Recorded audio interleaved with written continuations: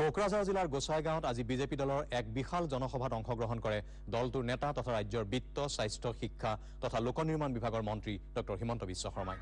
এই সভাত অংশগ্ৰহণ কৰি মন্ত্ৰী ডক্টৰ হিমন্ত বিশ্ব শৰ্মাই কয় যে 6 জনগোষ্ঠীৰ জনজাতিকৰণ সন্দৰ্ভত ৰাজ্য চৰকাৰে আলোচনা চলাই থকাৰ লগতে আন জনগোষ্ঠীসমূহৰ মৰ্যাদা অক্ষুণ্ণ ৰাখি জনজাতিকৰণৰ প্ৰক্ৰিয়া আগবঢ়াই লৈ যোৱা হ'ব। মন্ত্ৰী ডক্টৰ শৰ্মাই বিটিচিৰ বৰ্তমানৰ বিপিএফ দলৰ চৰকাৰখনৰ কাম কাজক যথেষ্ট সমালোচনা কৰে।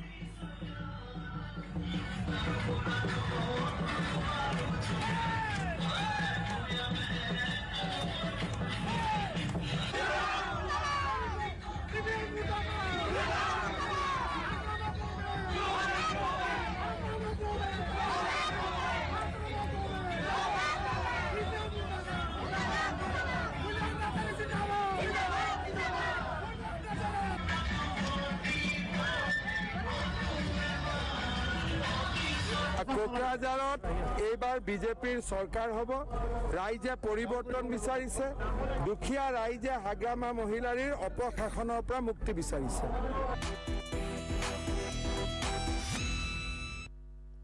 সমাগত বিটিচি নিৰ্বাচনৰ পূৰ্বে বিৰোধী ৰাজনৈতিক দলসমূহেও ব্যাপক তৎপৰতা আৰম্ভ কৰিছে।